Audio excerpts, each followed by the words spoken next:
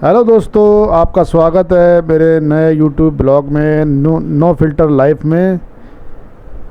Hello दोस्तों, आज मैं आपको दिखाने जा रहा हूँ पुरानी दिल्ली की जामा मस्जिद। भारत की सबसे बड़ी मस्जिदों में से एक है, जिसे मुग़ल सम्राट शाहजहाँ ने बनवाया था। इसका निर्माण 1650 से 1656 के बीच हुआ। मस्जिद में 3 बड़े अवध द्वार हैं, जिसमें गेट नंबर 2 सामान्य लोगों के लिए खोला गया था।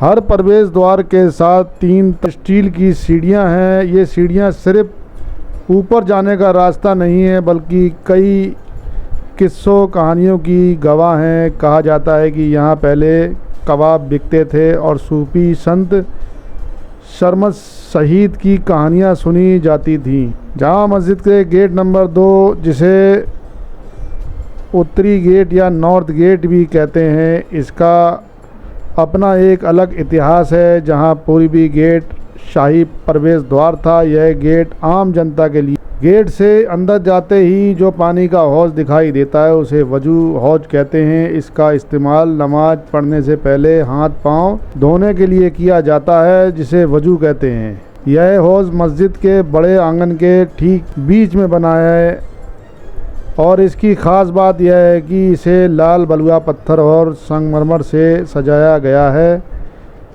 क्योंकि जामा मस्जिद दिल्ली की शाही मस्जिद है, इसलिए शाहजहाँ और उनके बाद के जितने भी मुग़ल बादशाह थे, ये सब इस हौज का इस्तेमाल वजू के लिए करते थे। औरंगज़ेब और दूसरे परवर्ती मुग़लों के बारे में भी यही माना जाता है। अच्छा, अब गेट नंबर 3 यानी दक्षिणी गेट के बारे में। यह गेट भी गेट नंबर 2 की तरह 2 मंजिला है और इसे भी आम जनता के लिए खोला गया था।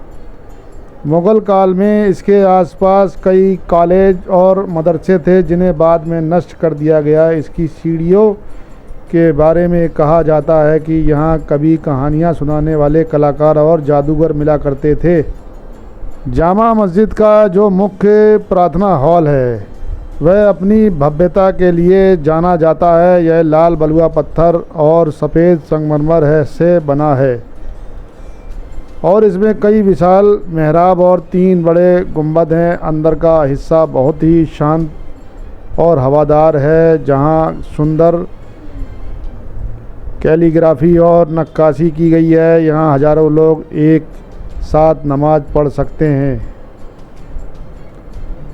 जामा मस्जिद की 2 मीनारें हैं, जो लगभग 40 मीटर ऊंची हैं। इन्हें लाल बलुआ पत्थर और सफ़ेद संगमरमर की पट्टियों से बनाया गया है। हर मीनार के ऊपर एक छोटी छतरी है, जो इसकी खूबसूरती बढ़ाती है। आप चाहें तो मीनारों पर चढ़कर दिल्ली का बहुत ही शानदार नज़ारा देख सकते हैं।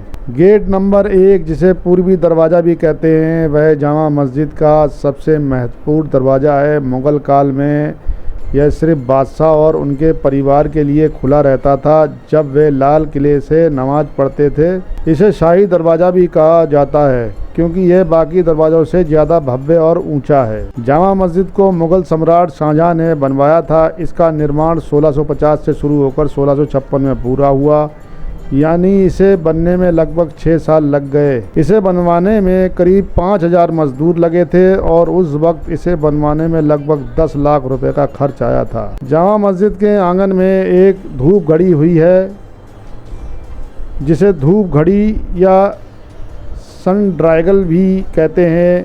पुराने दौर में जब घड़ियां नहीं हुआ करती थी, तब इसका इस्तेमाल सूरज की रोशनी और साए की मदद से वक्त देखने के लिए किया जाता था।